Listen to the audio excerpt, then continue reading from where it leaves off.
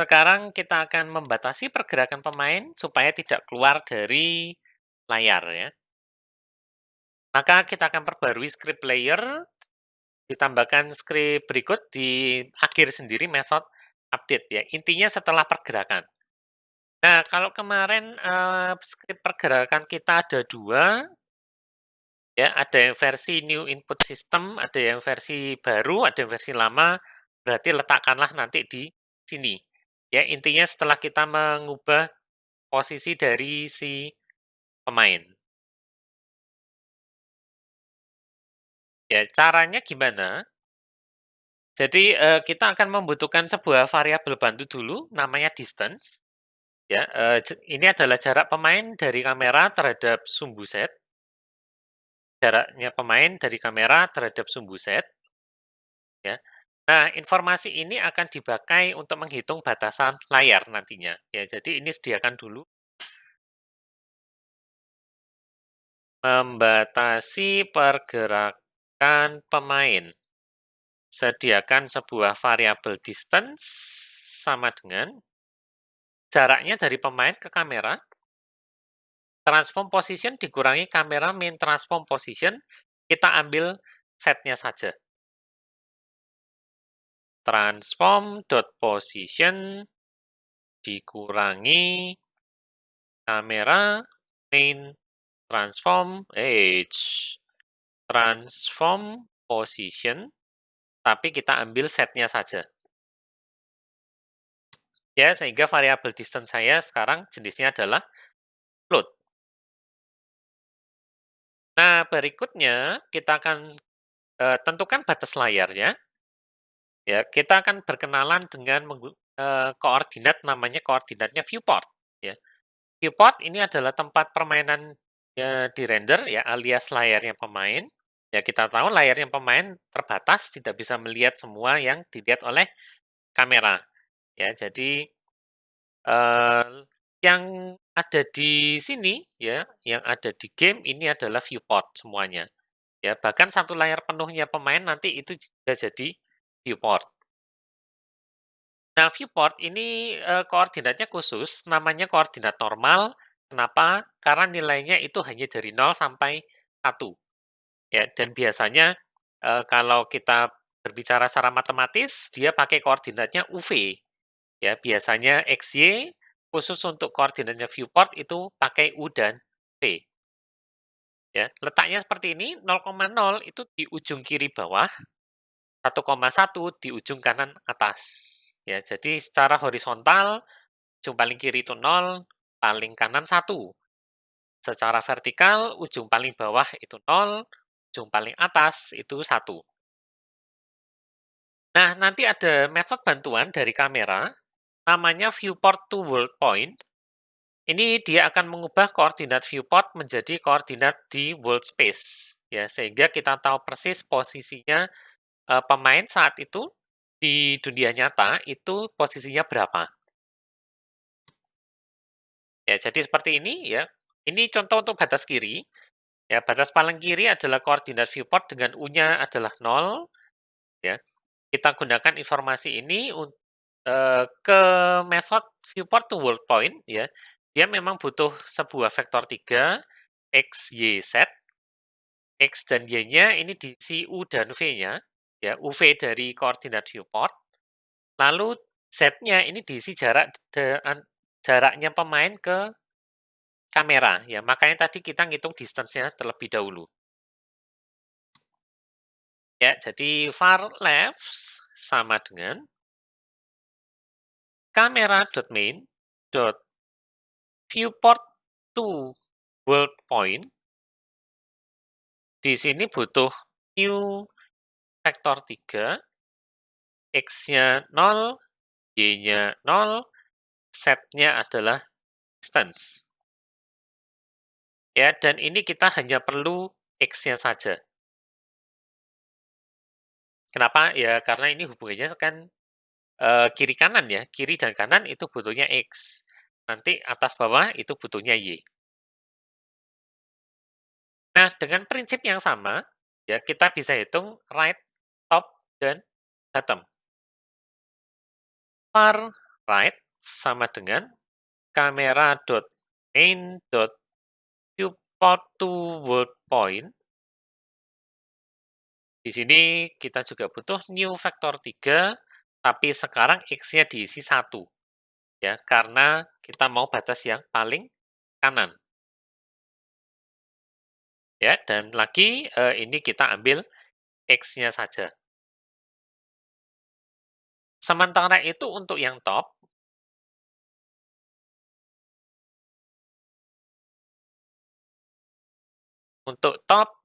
kita buat seperti ini, new vector 3-nya. New vector 3, X-nya diisi 0 aja enggak apa-apa, ya. Tapi kalau mau boleh diisi 1 sih, ya. Karena kita cuma peduli bagian Y-nya saja, ya. Kalau mau diisi satu-satu juga boleh, enggak masalah.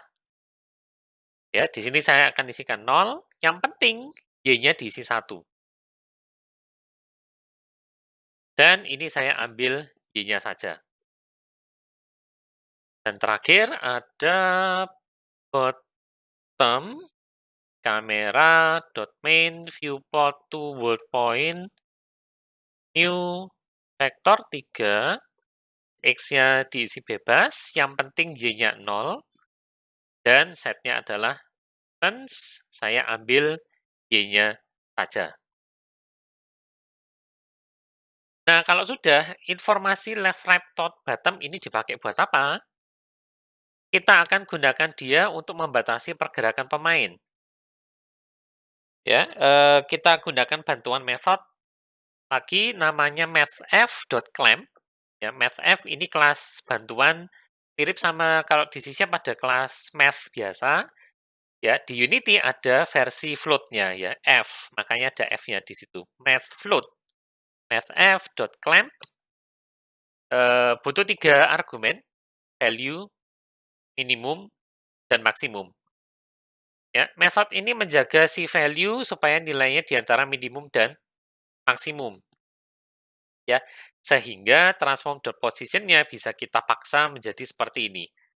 Transform.position sama dengan, bikinkan aja vektor 3 yang baru, ya, X-nya itu di-clamp dari batas kiri sampai kanan.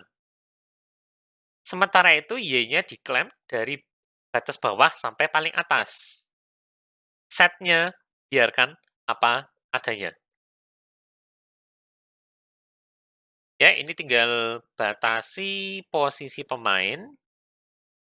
Transform.position sama dengan new vector 3. Saya akan tuliskan ini ke bawah untuk X, Y, dan Z-nya biar mudah dibaca ya. Untuk X itu adalah mathf.clamp dari transform.position.x dibatasi dari minimumnya adalah kiri, maksimumnya adalah kanan. Sementara itu untuk Y, kita juga lakukan mathf.clamp yang dibatasi adalah transform.position.y. Kita batasi minimumnya adalah bottom, maksimumnya adalah top. Ya, jangan kebalik ya.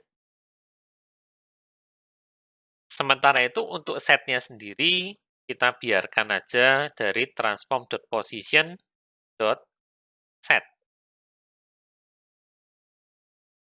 Nah, beres. Ya, tinggal dites.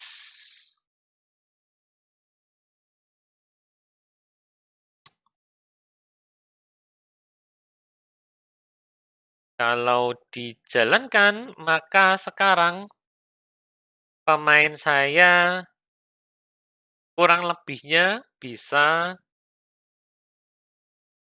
dibatasi ya. Walaupun di sini masih kelihatan ini separuh, ya, masih separuh dari sprite-nya. Ya, kalau main kamera saya di garisnya nggak kelihatan ya. Background akan saya sembunyikan dulu sementara. Nah, supaya kameranya kelihatan, nah teman-teman bisa lihat transform.position saya itu letaknya persis di tengah-tengah si sprite, ya. Sehingga script ini jadinya berlakunya right bottom dan top-nya itu, tidak memperhitungkan lebar dan tinggi dari spread. Nah, kira-kira apakah teman-teman bisa mengubah script ini ya untuk membatasi posisi pemain? Ya, ini berarti batas kiri, kanan, bawah, dan atasnya itu harus disesuaikan juga dengan ukuran spread dari pemainnya sendiri. Nah, bagaimanakah caranya? Ya, coba dipikirkan terlebih dahulu ya. Silakan di-pause, kemudian dicoba. Ya, setelah itu boleh dicocokkan terhadap jawabannya ya. Nah, gimana? Bisa? Ya, ini hasil akhir yang kita harapkan.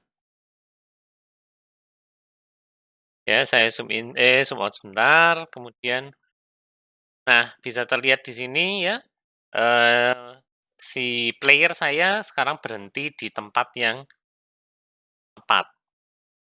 Ya, saya matikan background-nya dulu sebentar. Ya, bisa dilihat di panel scene.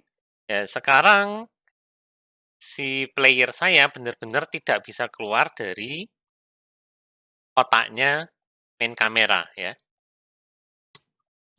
Nah, ini bagaimana caranya? Ya, kita bisa manfaatkan, ukuran dari renderer tadi ya. Kalau di scroll itu sempat ada renderer bounce size. Ya, di sini kita bisa manfaatkan itu, size juga, tapi ada satu field yang lebih ringkas, yaitu namanya extends, ya. Extends ini ukurannya persis separuhnya dari size. Jadi kita tidak perlu membagi size-nya dibagi dua dulu untuk width-nya dan dibagi dua juga untuk height-nya ya. Jadi di atas saya sediakan sebuah field renderer lagi, ya, lalu di get komponen lagi sprite renderernya. Dan untuk, X serta sorry, untuk left dan right, ya sekarang saya tambahkan separuh dari ukurannya sprite tersebut ya.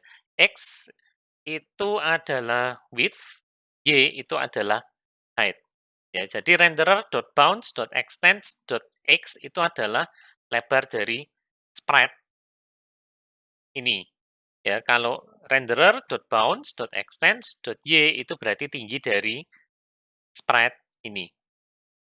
Ya, untuk left saya tambahkan dengan setengah ukuran setengah lebar sprite. Sementara itu kalau sisi kanan saya kurangin dengan setengah lebarnya. Ya, kalau atas saya kurangin setengah lebarnya, sorry, setengah tingginya, lalu batas bawahnya itu ditambah setengah tingginya. Ya, jadi ini batasan yang baru supaya sekarang pemainnya tidak benar-benar tidak bisa keluar dari layar ya. Nah, itu dulu untuk kali ini ya. Jadi kita sudah bisa membuat parallax scrolling sendiri. Ya, kemudian kita sudah memperbarui musuhnya supaya sekarang dia tidak aktif kalau belum masuk layar, ya. Kalau sudah masuk layar dan ternyata keluar di sisi kiri, maka dia akan di-destroy secara otomatis, ya. Dan kita juga sudah bisa membuat player-nya, tidak keluar dari layar, ya. Nah, kalau ada pertanyaan nanti silakan tanyakan langsung di kolom komen di bawah, ya, atau bisa tanya di Hangouts grup chat seperti biasa, ya. Sebagai pengembangan nanti teman-teman boleh juga mengembangkan ini ya. Jadi kalau pelurunya Pulpi itu juga sudah keluar dari kotaknya kotaknya ini apa, kotaknya kamera, juga nonaktifkan langsung ya. Jadi nah, daripada dia sempat ke kiri, ya padahal kan sudah tidak mungkin mengenai pemain lagi, langsung aja di-destroy. Ya, demikian juga khusus untuk pelurunya pemain karena dia geraknya ke arah yang sama dengan peluru ya, jangan di-destroy se semerta-merta ketika dia keluar dari sisi kanan ya.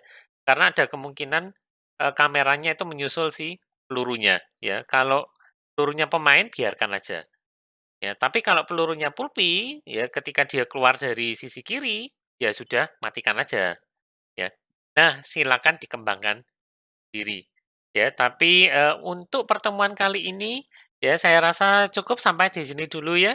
Ketemu lagi di pekan berikutnya dengan topik yang baru.